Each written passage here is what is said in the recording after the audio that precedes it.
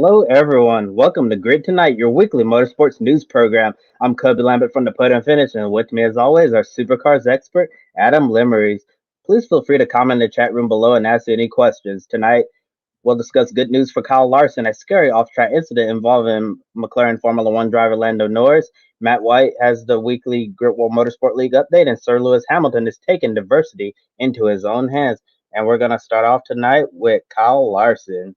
This morning, Hendrick Motorsports announced they've signed Kyle Larson to a contract extension through the 2023 season. HendrickCars.com will become the 35 race majority sponsor in both 2022 and 2023. And the big thing about Larson's new contract, Hendrick Cars will sponsor Larson in races outside of NASCAR as well, which includes branding on his helmets, gloves, and fire suits.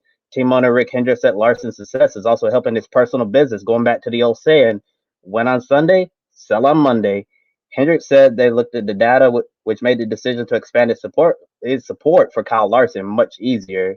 According to the team, 5 of HendrickCars.com's 6 highest traffic days is attributed to the sponsorship on the number 5 Chevrolet and the 4 NASCAR Cup Series races on days when Kyle Larson either won or led the most laps. And looking at some of the data they shared, website traffic, HendrickCars.com up 27%, vehicle sales up 18%, digital retail sales up 37%, and trade evaluations up a whopping 61%.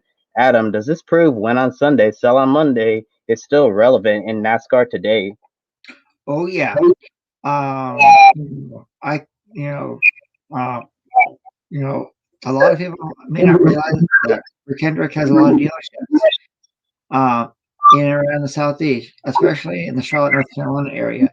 So it's very, very true. It was true when NASCAR started, and it's still continuing to this very day. For me, it's really cool to see Kyle Larson sign this 2 deal with to stay at Hendrick Motorsport.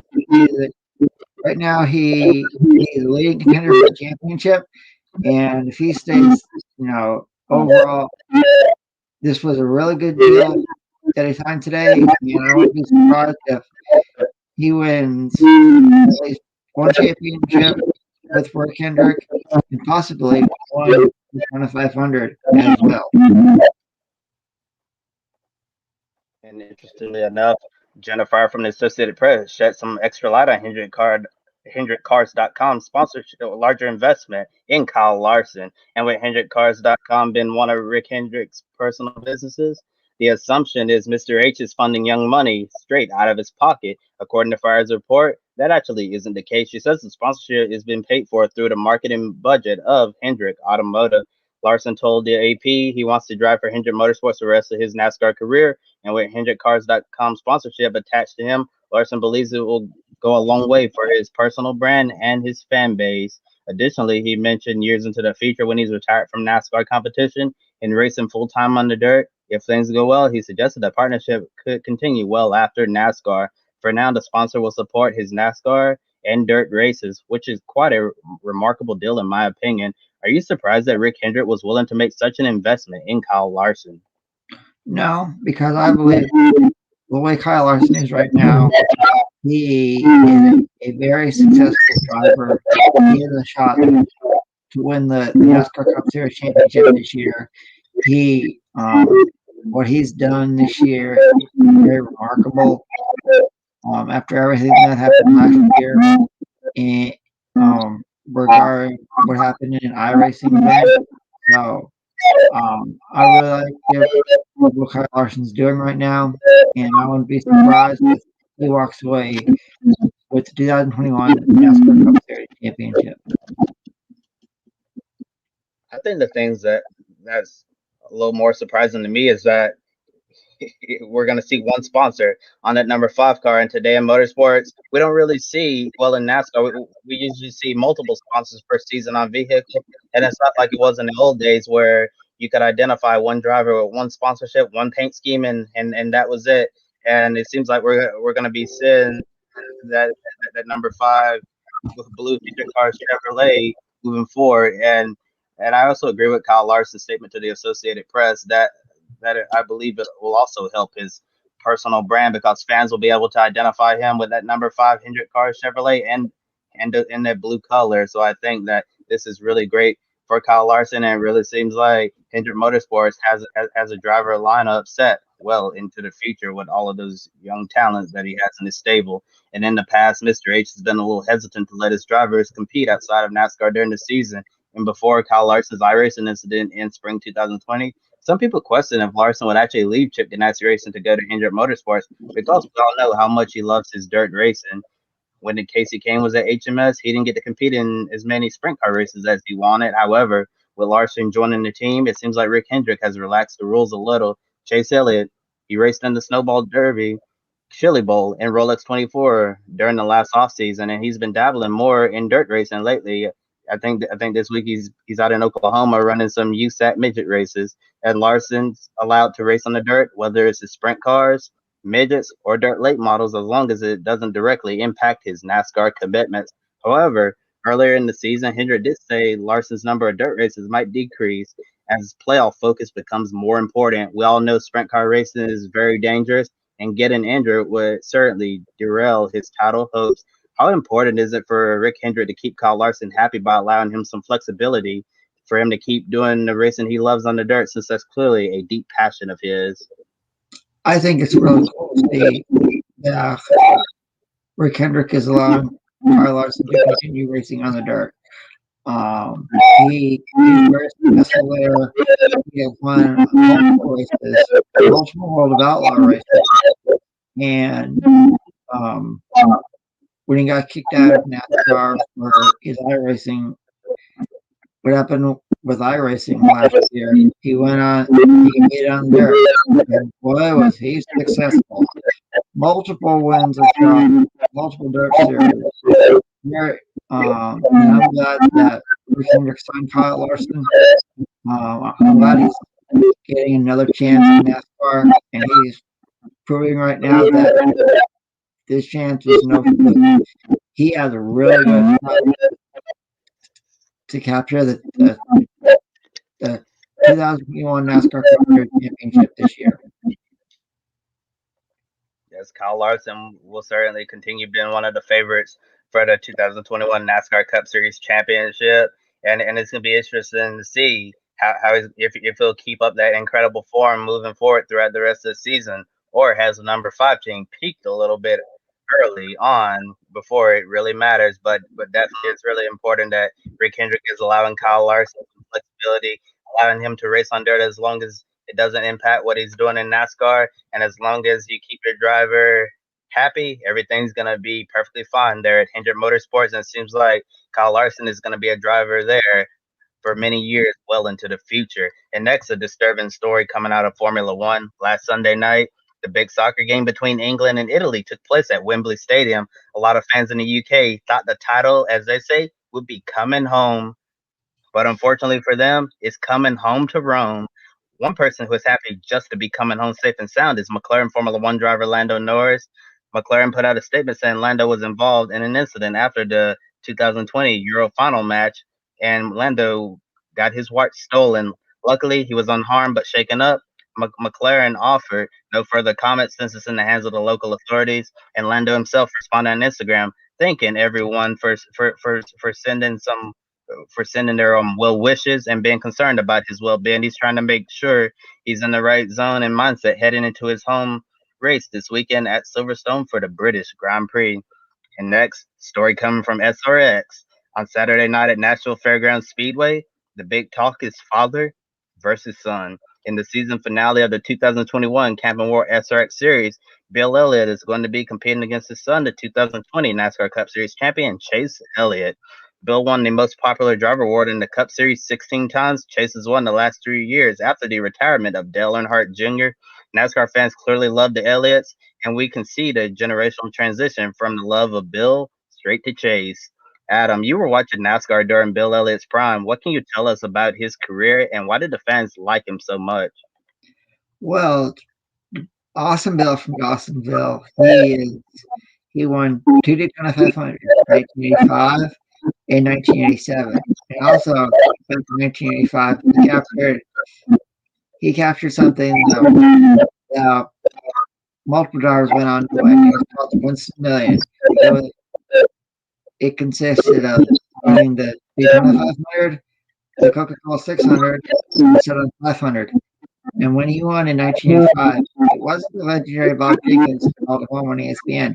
No, it was another Larry Newberg who brought him home. And everybody remembers that back in the day. Austin Bill from Dawsonville competed against some of the best drivers in NASCAR history. The late Dale Earnhardt Sr., the late Benny Parsons, Kelly Yarborough, Dave Pearson, Gary Gant.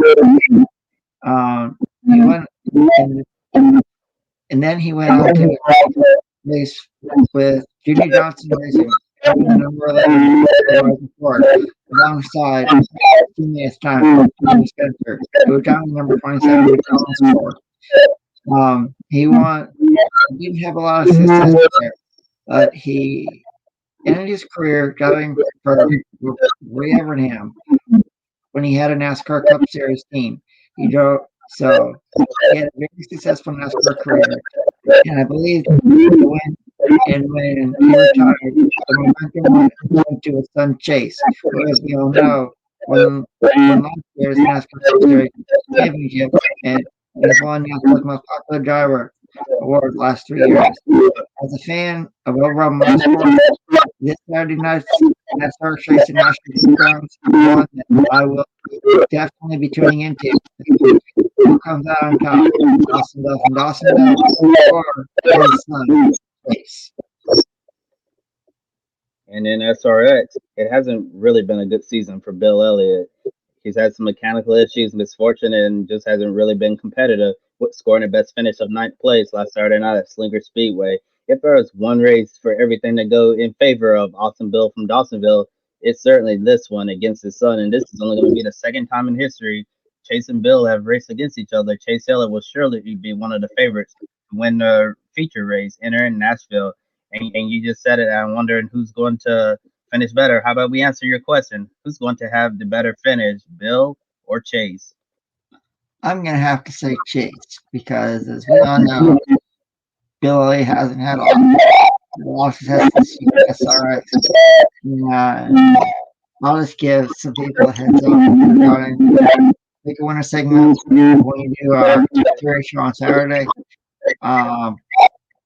We are talking about my pick a winner, and I believe it's going to be probably pick a winner as well. So Saturday at 12:30, who we pick as to win the SRX race at National Fairgrounds. Oh yeah, our pick a winner is probably so obvious who we're going to be going for to win the SRX race. And for me, I think Chase Elliott will definitely finish a lot higher than Bill Elliott in this race. I think Chase Elliott is certainly going to be one of the drivers to go in and steal the win from the SRX regulars. I think it's going to be a battle between him and Tony Stewart for the win. And Tony Stewart has bigger fish to fry, trying to lock up this championship. And speaking about the SRX championship, I don't think Tony Stewart's going to have any major issues trying to secure that one, since it's a major uphill battle for Ernie Francis Jr. and Marco Andretti trying to steal the championship away from smoke. Next, here's Matt White with a Grid World Motorsport League update. Hi everyone, Matt White here from the Grid World Motorsport League. Time for this week's Grid World Motorsport League update of your brand new top 10 for week number 20. We've got a new leader. Well, it's a repeat leader. Nicholas Maulini has gone back to the top of the Grid World Motorsport League. He's the first repeat leader of the season. He came fourth in the LMP3 class for the European Le Mans Series at Monza this past Sunday. So his worst result of the season, but he does go back to the top of our championship on around 20 out of 25 points.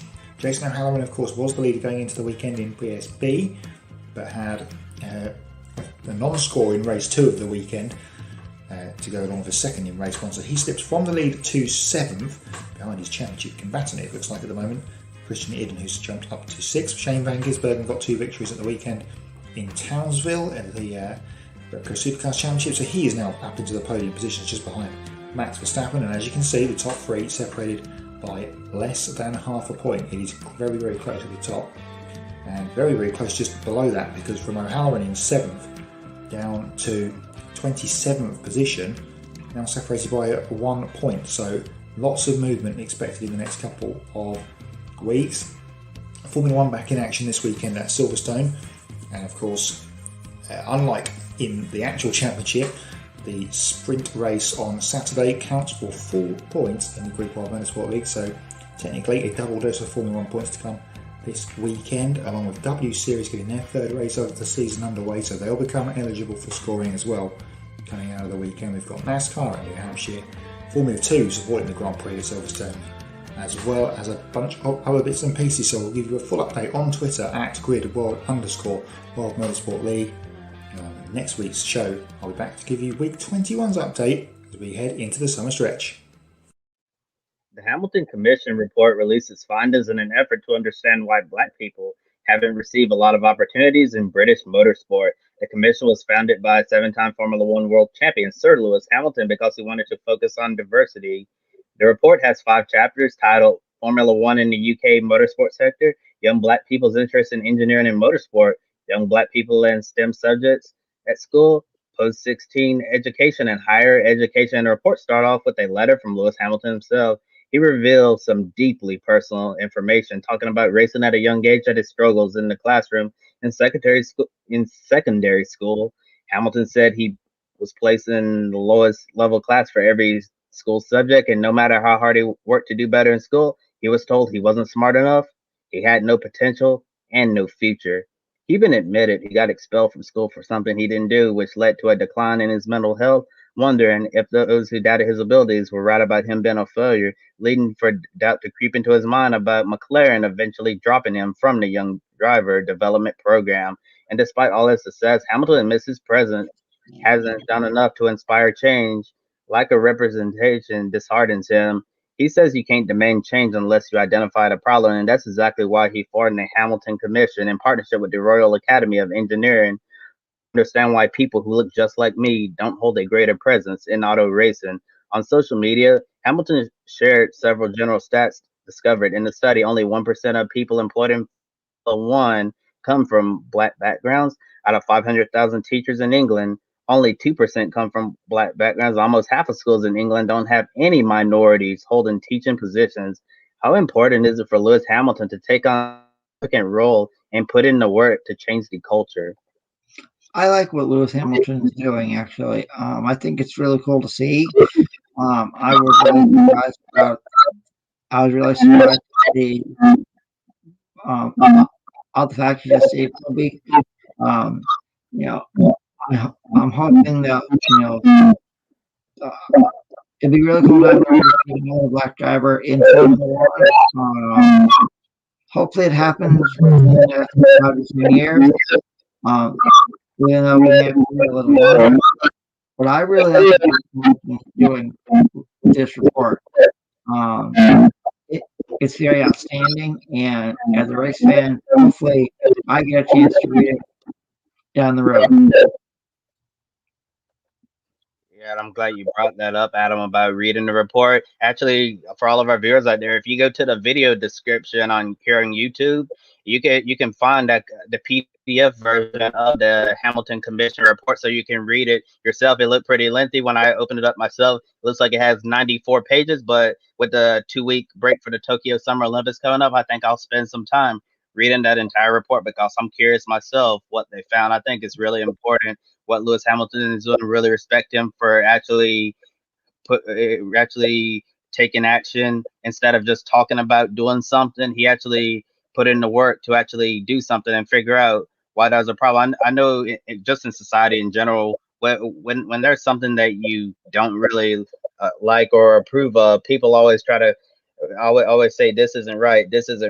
But if we're gonna complain about something, what are your solutions to fix it, and like what is the actual problem? And it seemed like Lewis Hamilton actually did that. I'm really looking forward to closely reading the Hamilton Commission's report because it seems like there's some really interesting stuff on here that I wasn't even aware of. And earlier today, Formula One responded by announcing plans to create employment and educational opportunities for underrepresented groups.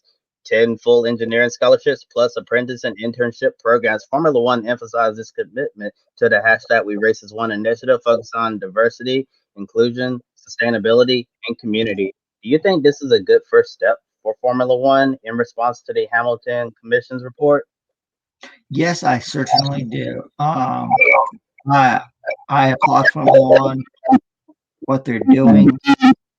This was a great first step, and hopefully it means a lot more stuff to happen within the minority with Formula One down the road. Yeah, I think it's definitely a great first step for Formula One. Well, I guess we'll see how this goes, and if it goes well, keep it up for many years, and maybe continue expanding. I know NASCAR has the NDIP internship program, NASCAR Diversity Internship. It's a 10-week internship where the interns get paid to work closely in the sport and get experience, and their internship looks really good on the resume. I actually know some people who were part of the NASCAR diversity internship program, and every single one of them tell me the same thing. It was life changing for them and really helped them in their career path. And a lot of them are actually working in the sport in NASCAR right now. So I certainly think that if this Formula One internships work out well, maybe we'll see those students end up working in Formula One after their internship is over. And Bernie Ecclestone, we all know Bernie doesn't hold back. He had some things to say to the British media about Lewis Hamilton before this weekend's British Grand Prix. He says Hamilton isn't the same fighter on track like he used to be, citing several occasions this season when he could have done something better on track, but simply didn't. Ecclestone thought Hamilton would win this year's title and simply retire instead of signing that 2-year contract extension to stay with Mercedes. He says Hamilton probably had a look at the clothing range and music, then discovered it's not as easy to make money like the riches of being a Formula One driver. And Bernie does think that Lewis will regret waving the flag for Black Lives Matter because he believes a lot of people are profiting off this. When the passion wears off, Bernie believes Lewis will be left to accept the blame. But he did give Lewis credit for actually taking to address social issues instead of just talking about it. In order to achieve the goal of equal representation, what do others in the sport need to do to help Hamilton? We know he can't do it all on his own. You know, I really like the we race. I really like the hashtag Formula One we race is one. It's really cool to see all the Formula One drivers, are with those in, and I believe that this will be a lot stronger, and a lot more people will understand as as the years continue with Formula One. Yes, it's certainly going to be interesting to see what happens next in terms of diversity in Formula One, and not just Formula One, worldwide. I haven't had a lot of time to look at this closely, but I saw 2311 Racing also announce some type of initiative today. I'll have to look a little bit deeper at that, but it's really great to see all of this stuff happening, starting with the Hamilton Commission report, then Formula One responding with their own diversity initiatives. I think it's a really great time, and we're moving forward instead of backwards, and that's always a wonderful thing. Next, a story that started last Friday night at Knoxville Raceway. Some questions started circulating about Michael Annette's condition. He was scheduled to run the NASCAR Camping World Truck Series race on the dirt with Young's Motorsports in the number 02 Chevrolet Silverado. Then we got a last minute announcement that he's been replaced by the dirt ringer known as Big Daddy, Chris Windham. We initially assumed he was pulled out of the truck that caused the weather last Friday night, called for strong, severe thunderstorms, and a postponement will likely conflict with the Xfinity race the very next day in Atlanta. However, about 30 minutes before the green flag of the Xfinity race, we learned that Annette might not be able to race due to a leg injury, and some members of the media reported that BJ McLeod could be a candidate to replace him in the number 1 Chevrolet, and Jordan Anderson actually got into the seat of that car during pre-race and climbed out, but Austin Dillon eventually replaced Annette in last week's Xfinity race. And this week, we learned that Annette suffered a stress fracture in his right femur. Yesterday, he had surgery, and he'll miss this weekend's Xfinity race at New Hampshire. Josh Berry's going to be coming back to the Junior Motorsports stable to replace him in the number 1 Chevrolet, missing the Magic Mile, followed by a 2-week break for the NBC Sports coverage of the Tokyo Summer Olympics should allow Annette enough time to recover and be ready for Watkins Glen in August. JRM requested a medical waiver for Annette to remain playoff eligible despite missing these races, and the request was granted. So when Annette returns to the seat of number one Chevrolet, he'll still be playoff eligible. Next, here's Adam with everyone's favorite game. That's right. It's time for Pick a Winner. And as we take a look at the standing, Joe is on top with 20.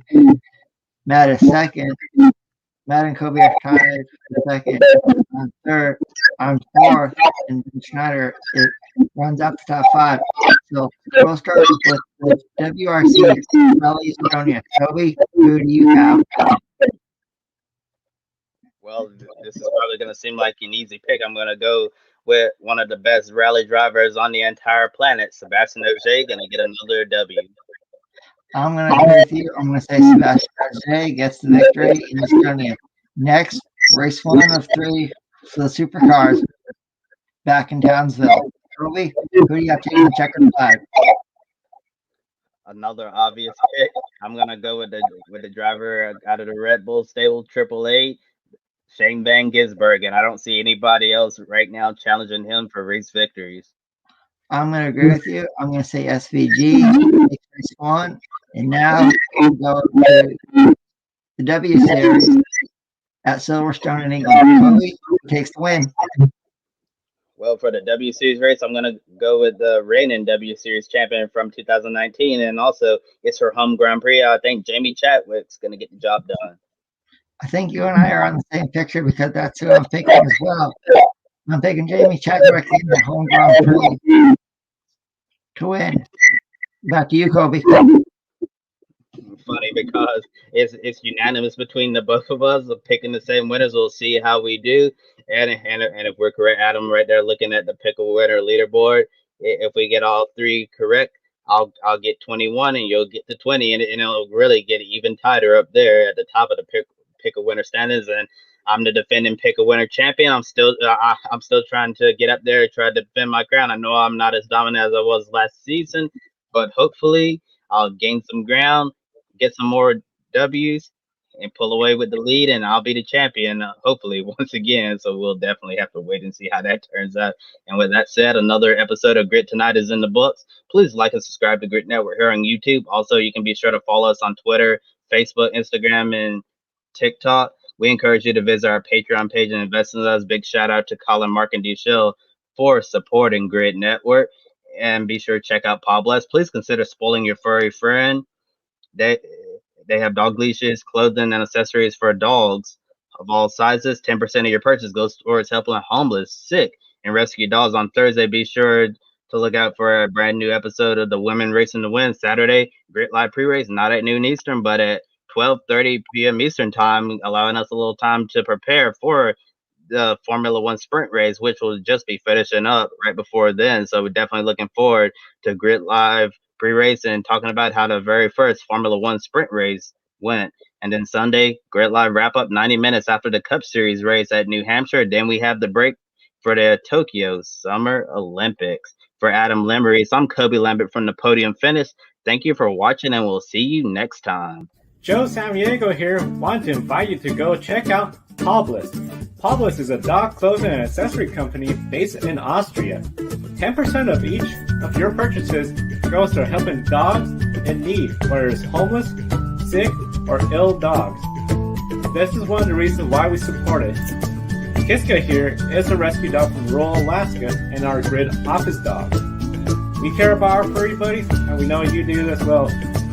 Definitely check out pawbless.com. There's a link on the video description, and by clicking on that link, you get a 10% discount on your purchase as well.